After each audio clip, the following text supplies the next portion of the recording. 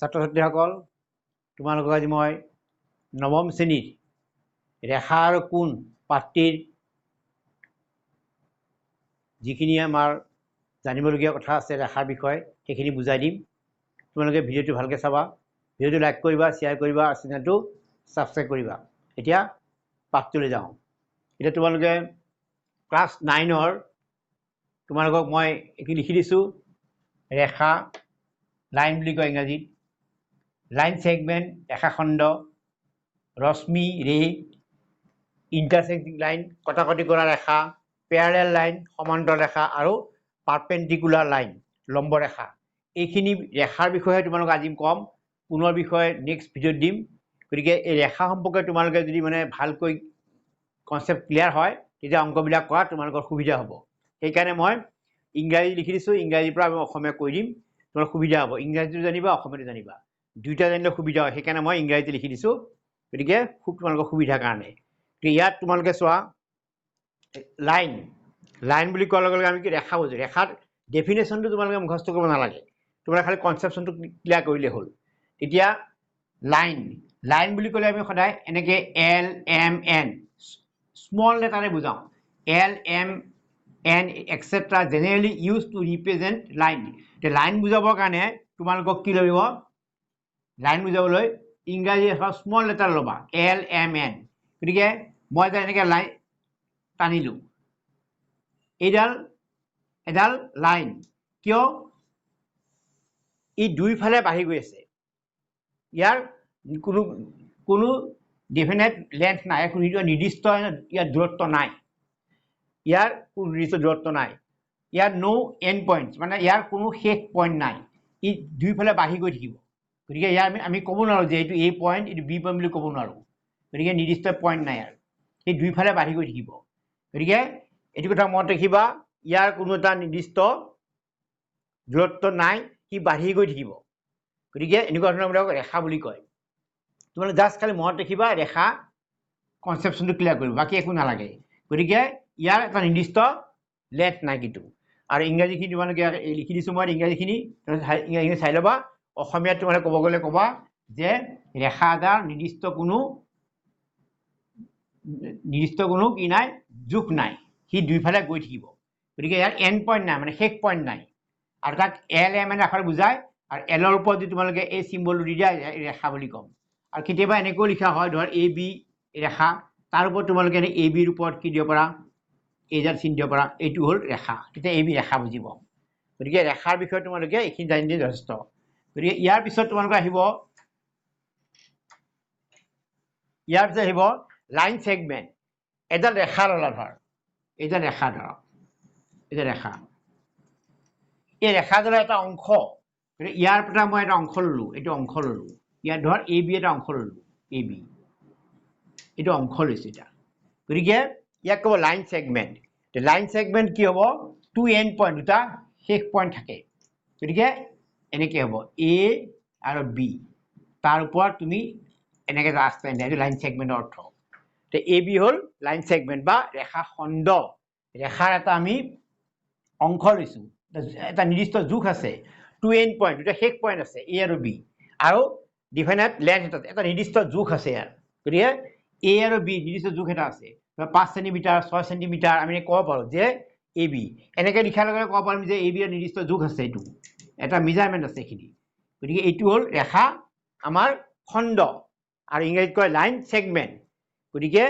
এইটো তোমালোকে বুজি পালা। ইয়াত ইংৰাজী লিখি থোৱা আছে two end point, two definite length এটা থাকিব, এটা নিৰ্দিষ্ট এটা ইয়াৰ জোখ থাকিব, এইটো হ'ল ৰেখা খণ্ড। তাৰপিছত তোমালোকে জানিব লাগিব ৰশ্মি। ৰশ্মি হ'লে কি, ৰে, ইংৰাজীত কয় ৰে। AB ইজ এ ৰে, ওৱান এণ্ড পইণ্ট, এটা শেষ পইণ্ট আছে, ন' ডিফাইনাইট লেন্থ, ইয়াৰো এটা নিৰ্দিষ্ট কিন্তু আমাৰ জোখ নাই, এটা পইণ্ট ল'লোঁ, এটা পইণ্ট, এই পইণ্টৰ পৰা কোনে নিৰ্দিষ্ট এটা এফালে গৈছে, এটা নিৰ্দিষ্ট পইণ্ট A ধৰ, এফালে C বা B এফালে গৈ আছে, ইয়াকো আমি জোখ ল'ব নোৱাৰোঁ, ইয়াৰ শেষ নাই কিন্তু। গতিকে জাষ্ট এটাহে এণ্ড পইণ্ট আছে, এই আৰম্ভণি পইণ্ট এটা বুলি কয়, এইটো এণ্ড পইণ্ট, এইটো ওৱান এণ্ড পইণ্ট আছে, আৰু ন' ডিফাইনাইট লেন্থ, ইয়াৰ কোনো নিৰ্দিষ্ট জোখ নাই কিন্তু, এইটো AB। আৰু ইয়াক বুজাবলৈ সাধাৰণতে এনেকৈ AB তাৰ ওপৰত এই চিনডাল দিয়া হয় এটা বুজি পাম যে এৰ পৰা আৰম্ভ হৈছে এইটো এন্ড পইণ্ট এই পইণ্টটোৰ পৰা বি ফালে গৈ আছে এটা ৰশ্মি বুলি কয় গতিকে তোমালোকে ডেফিনেশ্যনবিলাক মুখস্থ কৰিব নালাগে খালি তোমালোকে কনচেপ্টটো ক্লিয়াৰ ৰাখিলে তোমালোকে বুজি পাবা গতিকে এইটো আমাৰ এ বি ৰশ্মি বুলি আমি কম এ বি ৰশ্মি বুলি কম গতিকে এইটো ৰশ্মিৰ বিষয়ে তোমালোকে এইখিনি জানিলে হ'ল যথেষ্ট তাৰপিছত আহিব তোমালোকৰ কলনিয়াৰ পইণ্ট একেৰেখীয় বিন্দু কি ইয়াত চোৱা এ বি চি ডি এডাল ৰেখাত আছে এইটো কি দিব A B C D points are lie on the same line এডাল সৰলৰেখাত আছে এইডাল সৰলৰেখা ধৰিলো বা ৰেখা ধৰিলো গতিকে এই ৰেখাডালত তোমালোকে দুটা বিন্দু ধৰিলা ধৰ এ এটা বিন্দু বি এটা বিন্দু তিনিটা বিন্দু ললো মই তেতিয়া কি বুলি ক'ম যে এইটো একেৰেখীয় বিন্দু এডাল সৰলৰেখাত আছে গতিকে ৰেখাখণ্ডও হ'ব পাৰে ধৰ ইয়াতে পি কিউ দিয়া পি কিউ ৰেখাখণ্ড তাৰ তিনিটা বিন্দু আছে এ বি চি সেই বিন্দুকেইটা এ বি ৰেখাখণ্ডৰ ওপৰত আছে বেলেগত নাই কিন্তু এইটো বুলি ক'ব কলনিয়াৰ পইণ্ট বা একেৰেখীয় বিন্দু বুলি কয় এতিয়া যদি একেৰেখীয় বিন্দু নহয় বুলি কি বুজাম নন কলনিয়াৰ পইণ্ট তাৰমানে A B C D do not lie on the same line গতিকে ইয়াত তুমি চোৱা এটা বিন্দু ইয়াত ললো এ এটা ইয়াত ললো বি এটা চি লৈ ইয়াত ললো ডি এটা এনেকৈ ললো এতিয়া এডাল সৰলৰেখাত নাই য'ত ত'ত আছে বিন্দুকেইটা এইটো পইণ্টত আছে এটা ইয়াত আছে এটা ইয়াত আছে গৈ আছে গতিকে একে ৰেখাত নাই গতিকে এনেকুৱা কি হয় একেৰেখীয় বিন্দু নহয় এইকেইটা তাৰপিছত আহিব তোমালোকৰ যে ইণ্টাৰচেক্টিং লাইন মানে কটাকটি কৰা বিন্দু ইণ্টাৰচেক্টিং লাইন বুলি ক'লে কটাকটি কৰা বিন্দু গতিকে এই যে ৰেখা এডাল ইয়াত বুজাই দিছো এইটো পি কিউ যে ৰেখা ধৰিলো পি কিউ যে ৰেখা আৰু এটা ৰেখা কি হ'ব পাৰে ইয়াত কিন্তু আৰ এছ এই দুইডালে এটা বিন্দু কাটিছে এই বিন্দুটো ক'ব কটাকটি কৰা বিন্দুটো হ'ব ও বিন্দুটো গতিকে পি কিউ আৰু আৰ এছ কাট ইজ আদাৰ এট এ পইণ্ট অ'ত কাটিছে এই ৰেখাডাল তেনেকুৱা ৰেখা হ'ব পাৰে গতিকে দুটা ৰেখা দি থাকিলে এই ৰেখাডাল এটা বিন্দু কাটিব পাৰে আৰু কেতিয়াবা ৰেখাডাল কি হ'ব পাৰে সমান্তৰাল ৰেখা হ'ব পাৰে পেৰালেল লাইন এই পেৰালেল লাইনৰ অৰ্থ তুমি বুজি পাইছা এডাল পি কিউ এডাল ৰেখা ধৰ আৰ এছ ইয়াৰ তলত দিলো যে আৰ এছ দিলো তেতিয়াহ'লে এই ৰেখাডাল সমান্তৰাল কিয় সমান্তৰাল অৰ্থ কি এই ৰেখাডাল যদি বঢ়াই যাওঁ আৰু এই ৰেখাডালো বঢ়াই যাওঁ সি কেতিয়াও এটা সময়ত যে কটাকটি নকৰে কিন্তু এনেকে যদি দিওঁ ধৰ এডাল পি কিউ ৰেখা দিলো এডাল পি কিউ ৰেখা সাপোজ এডাল আৰ এছ দিলো আৰ এছ কিন্তু এতিয়া এই ৰেখাডাল কিন্তু সমান্তৰাল ৰেখা নহয় কিয়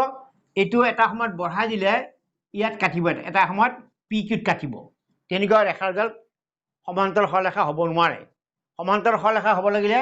ইহঁতৰ মাজৰ দূৰত্বটো কি হ'ব লাগিব সমান ডিষ্টেঞ্চত আগবাঢ়ি যাব লাগিব দুইফালে কেতিয়াও লগ লগাই বঢ়াই দিলে কেতিয়াও কাটিব নোৱাৰে এইটো কথা মনত ৰাখিবা সমান্তৰাল সৰলৰেখা বঢ়াই দিলে দুডাল সমান্তৰাল সৰলৰেখা এই পি কিউ আৰু আৰ এছ সমান্তৰাল সৰলৰেখা ইয়াক যদি মই আৰ এছত বঢ়াই যাওঁ পি কিউ বঢ়াই যাওঁ সি কেতিয়াও লগ নালাগে এইটো সমান্তৰাল হ'ব যদি এটা সময়ত যে লগ লাগি যায় তেতিয়াহ'লে কিন্তু সমান্তৰাল সৰলৰেখা নহয় গতিকে এইটো কথা মনত ৰাখিবা ইয়াৰ পিছত আহিব তোমালোকৰ পাৰপেণ্ডিকুলাৰ লাইন অসমতকৈ লম্ব ৰেখা গতিকে ইয়াত মই দি দিছো পি কিউ এডাল সাপোজ ৰেখা পি কিউ ৰেখা গতিকে ইয়াৰ ওপৰত আমি যে ৰেখা টানিলো ধৰা এই ইয়াত নাম দিলো এ বি এই ৰেখাডাল চোৱা এ বি কাৰ ওপৰত লম্ব হৈ আছে পি কিউৰ ওপৰত আমি এনেকৈ লিখিব পাৰো এ বি এটা ৰেখা বা এইটো ৰেখাখণ্ড আমি ইফালে কৰিব পাৰো বা তোমালোকে পুৰা টানি দিব পাৰে এনেকৈ ইয়াতে গতিকে এ বি কাৰ ওপৰত লম্ব হৈ আছে লম্ব এইটো লম্বৰ চিম্বল পি কিউৰ ওপৰত গতিকে ইয়াতে তোমালোকে নাম দিলা এ বি নাম দিব পাৰা এ বি এতিয়া ইয়াৰ ওপৰত এডাল কি হৈছে লম্ব হৈ আছে এনেকৈ ধৰণে লিখিব পাৰা গতিকে আৰু যদি এনেকৈ দিয়া এল এডাল ৰেখা এডাল এম এইটো এম দিলোঁ ৰেখাৰ নাম তেতিয়া এল পাৰপেণ্ডিকুলাৰ কাৰ ওপৰত এমৰ ওপৰত এনেকৈ লিখিব পাৰিবা গতিকে এইডাল হ'ল পাৰপেণ্ডিকুলাৰ চিন এইটো লম্বৰ চিম্বল এইডাল হ'ল সমান্তৰাল চিন ইয়াক আমি এনেকৈ লিখোঁ পি কিউ ধৰ পি কিউ ৰেখা এইটো সমান্তৰাল কি লিখিব পাৰোঁ আৰ এছ বা এইডাল সমান্তৰাল আছে ইয়াত এল সমান্তৰাল কি লিখিম এম ইয়াৰ সমান্তৰাল আৰু লম্ব হ'লে ধৰ এল লম্ব হৈ আছে কাৰ ওপৰত পি এমৰ ওপৰত তেতিয়া আমি এই লম্বৰ চিন দিম এম যে সৰলৰেখা দিলোঁ এম এইটো লম্বৰ চিন গতিকে তোমালোকে জাষ্ট এইখিনি কথা মুখস্থ কৰিব নালাগে কনচেপ্টখিনি ক্লিয়াৰ কৰি ৰাখিবা তাৰপিছত